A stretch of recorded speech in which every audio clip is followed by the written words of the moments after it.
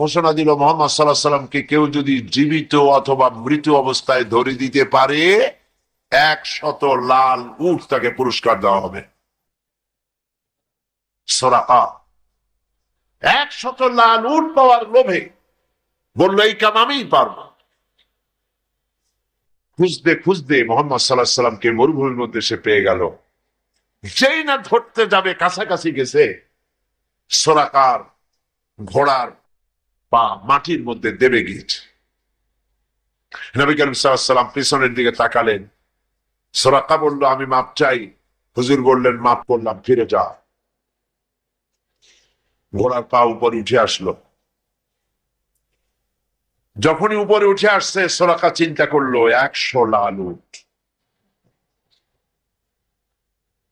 আবার পিছনে ছুটেছে ধরার জন্য। আবার কাছাকাছি যখন গেছে চারোটা ঠ্যাং ঢুকে গেছে মাটির মধ্যে। বলছে মুহাম্মদ সাল্লাল্লাহু আলাইহি ওয়াসাল্লাম মাপ চাই, ভুল করেছি, মাফ করে দাও। হুজুর ফিরে তাকিয়ে বললেন দিলাম করে, ফিরে যা। আবার ঘোড়া উপরে উঠে আসলো। ফিরবে ফিরবে আবার চিন্তা করলো 100 লাল উট। কি খারাপ মানুষ চিন্তা করে। আবার পেছনে পেছনে গেছে। এইবার কাছাকাছি গিয়ে ধর্ম অবস্থা যখন হয়েছে, ঘোড়ার 4টা ঠ্যাং, ওর নিজের পা, ঘোড়ার পেট আস্তে আস্তে মাটির মধ্যে গাড়া শুরু হয়ে গেছে। বলছে মুহাম্মদ সাল্লাল্লাহু আলাইহি ওয়াসাল্লাম ক্ষমা চাই, আমারে মাফ করে দেন।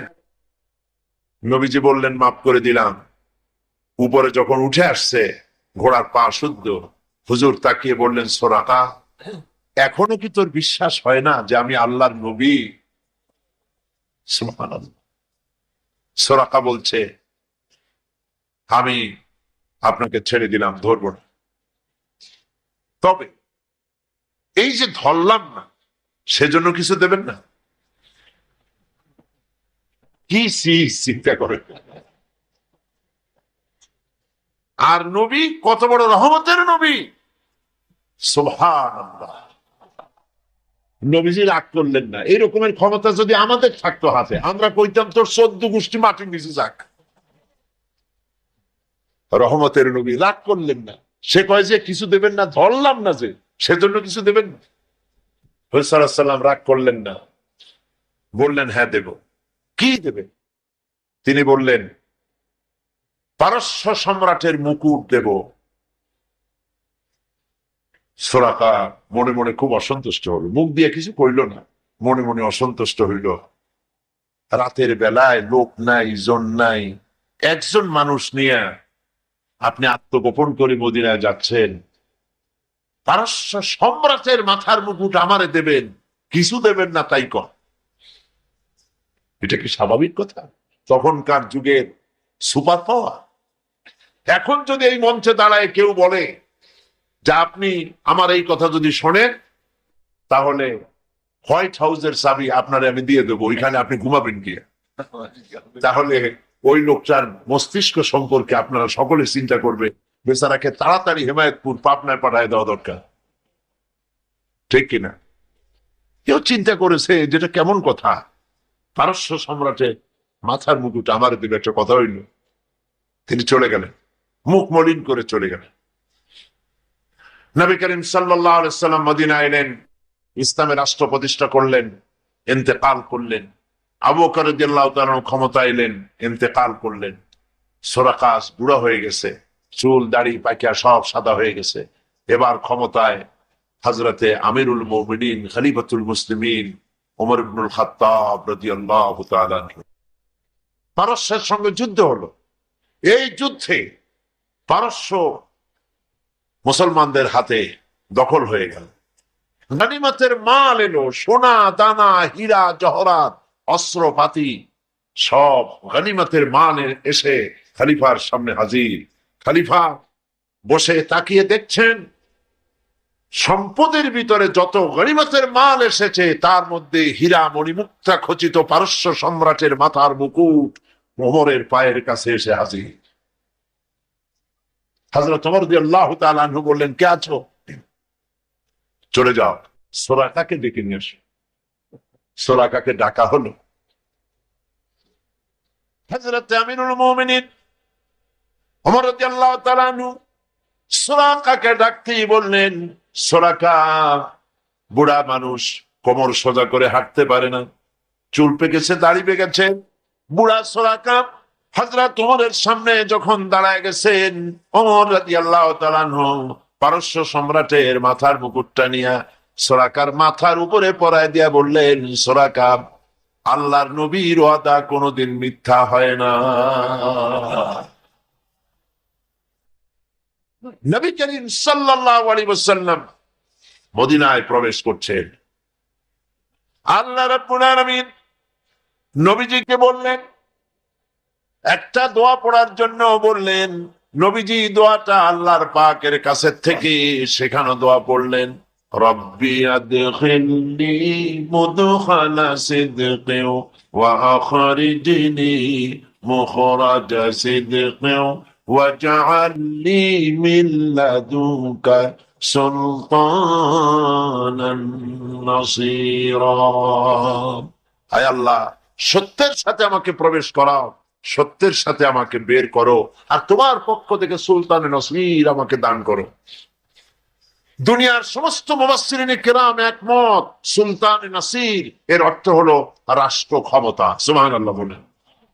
আল্লাহ, তুমি আমারে রাষ্ট্র ক্ষমতা দান করো। আল্লাহ শিখাই দিলে, কারণ রাষ্ট্র ক্ষমতা হাতে না পেলে আল্লাহর আইনকে কার্যকরী করা যায় না। ঠিক কিনা? রাজ্য চলে রাজার চালে, রাজা যেমন হয় রাজ্য তেমন চলে। নিচের পানি উপরে যায় না, উপরের পানি নিচে আসে। কাজী রাষ্ট্রে যদি ইসলাম থাকে, রাষ্ট্রীয় ক্ষমতায় যারা থাকেন, ওনারা যদি ইসলাম ভালোবাসে, তাহলে এই ইসলাম সর্বত্র ছড়িয়ে পড়ে। আর যদি রাষ্ট্র ক্ষমতায় যারা থাকে, তারা যদি ইসলাম বরদাস্ত করতে না পারে, তাহলে ইসলাম সেই দেশ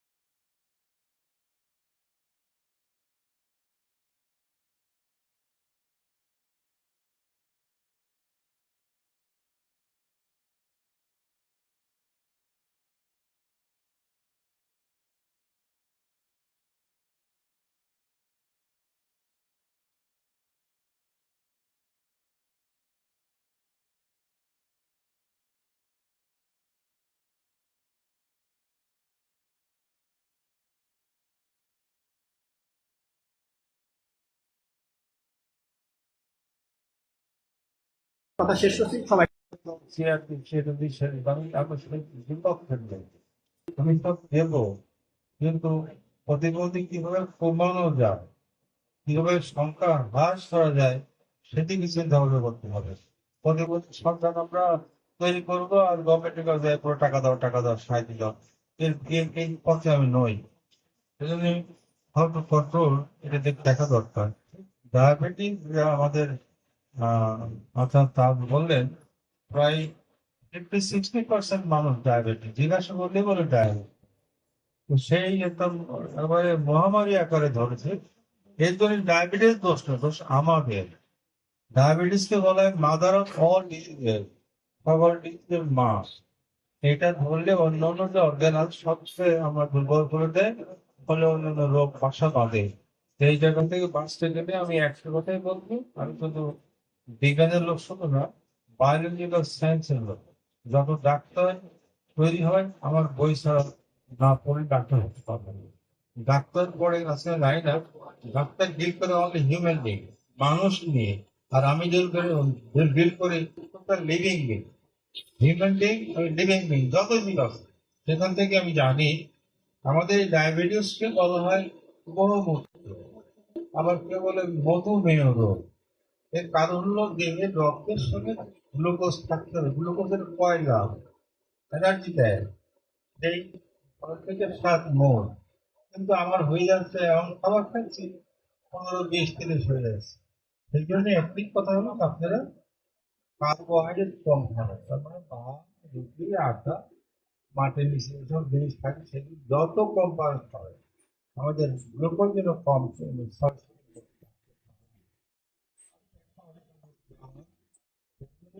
কার্বোহাইড্রেট কম খাবেন, আর কায়িক পরিশ্রম করবেন। আমি এত বছর বেঁচে আছি আল্লাহ তাআলার রহমত, আমি কিন্তু কম খাই।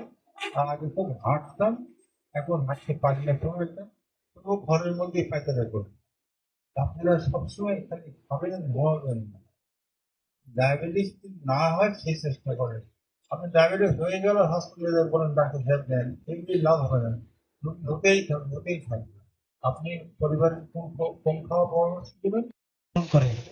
সেজন্যই তা আমাদের পক্ষ থেকে তাকে ধন্যবাদ জানাচ্ছি, আমাদের ফজলুর রহমান সাহেব, সাবেক সাধারণ সম্পাদক রেড ক্রিসেন্ট সোসাইটি এবং ডায়াবেটিস সমিতির, এবং আমার প্রিয় ডায়াবেটিস সমিতির সম্মানিত সদস্যবৃন্দ এবং সুধীবৃন্দ এবং আমার ইলেকট্রনিক প্রিন্ট মিডিয়ার সাংবাদিক ভাইরা, আসসালামু আলাইকুম। আমরা ইতিপূর্বে আপনারা জানেন রেড কিচেন সোসাইটির নবনির্বাচিত যে কমিটি হয়েছে, কমিটির মাধ্যমে আমরা ইতিপূর্বে অনেক হেলায় ফেলায়, অনেক চুয়াডাঙ্গার অনেক প্রতিষ্ঠানগুলো নষ্ট করেছি। আমরা আর কোনো প্রতিষ্ঠান নষ্ট করতে রাজি নাই, এবং নষ্ট করার জন্য আমরা কাউকে আর সুযোগও দেবো না। একদম স্ট্রেট কথা। আমরা ইতিপূর্বে আমাদের এই রেড কিচেন সোসাইটি চক্ষু হসপিটালের দায়িত্ব নেওয়ার পর থেকে আপনারা অনেকেই জানেন, আমার সাংবাদিক ভাইরাও জানে, আমরা সেবামূলক প্রতিষ্ঠান হিসাবে যে সেবাটা মানুষের প্রাপ্য বা দেওয়া দরকার সেগুলো দেওয়া ইতিপূর্বে শুরু করেছি।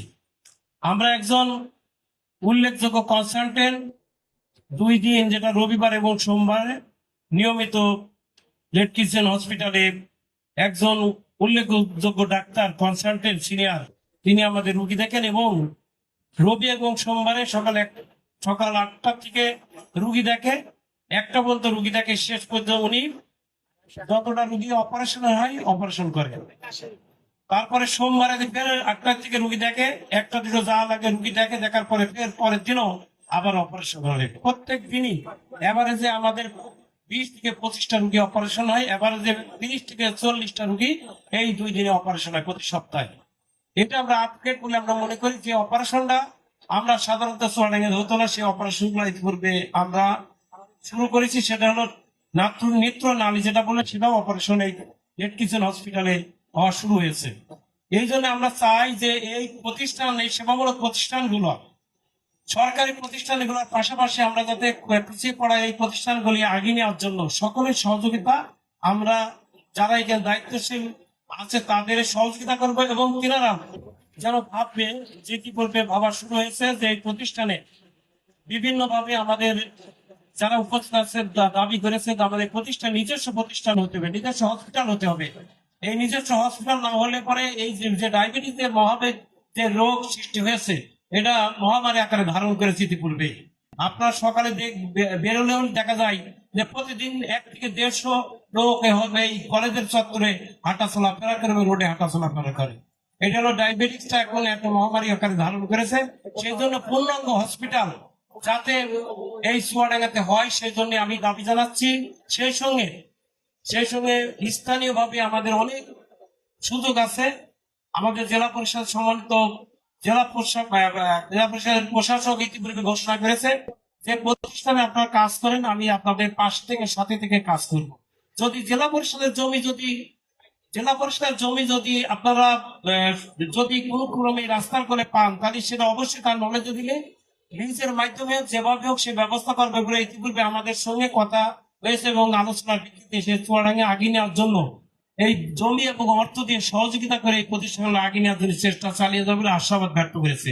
সেজন্য আমি আমার পক্ষ থেকে আমাদের জনাব শরীফুজ্জামান শরীফ জেলা বিএনপির সাধারণ সম্পাদক এবং নবনির্বাচিত জেলা পরিষদের প্রশাসনকে ধন্যবাদ জানাচ্ছি। যেহেতু আমার সম্মানিত ভোলা ভাই এবং মনা ছিল সেখানে, মুকুট ভাই ছিল, বলেছে আপনারা এই প্রতিষ্ঠানের জন্য যেখানে যেভাবেই হোক প্রতিষ্ঠানের জন্য জায়গা দেখেন, আমরা জায়গার ব্যবস্থা করে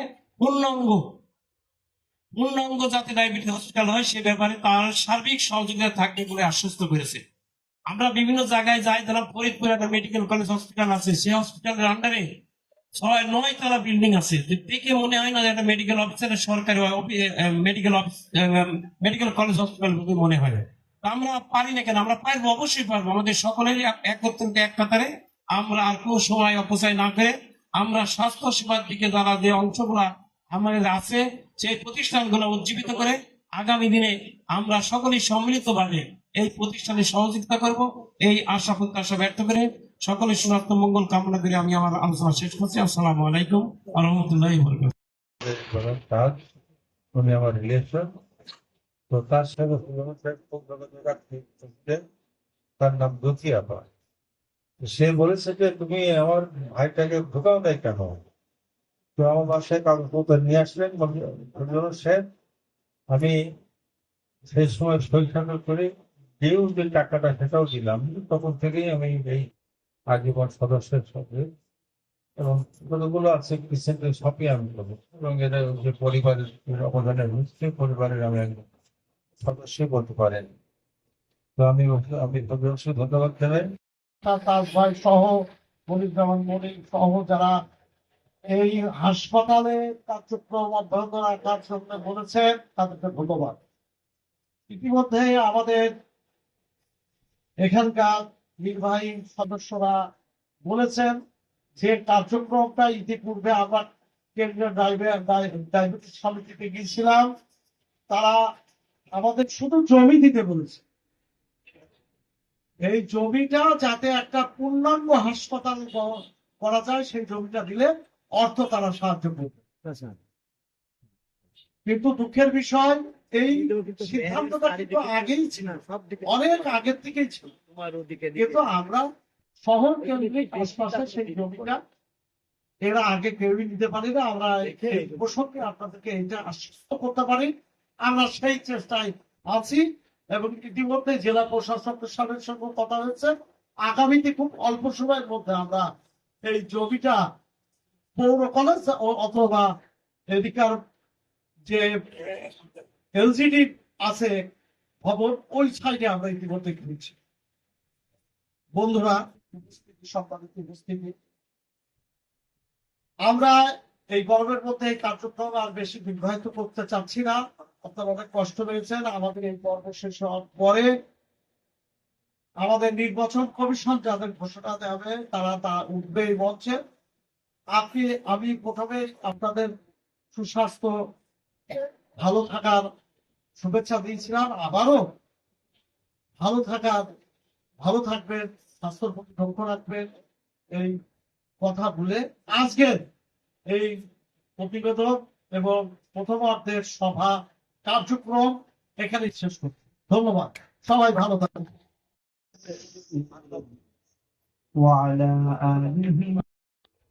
অনেকেই মহরমে রোজারত অবস্থায় আছেন।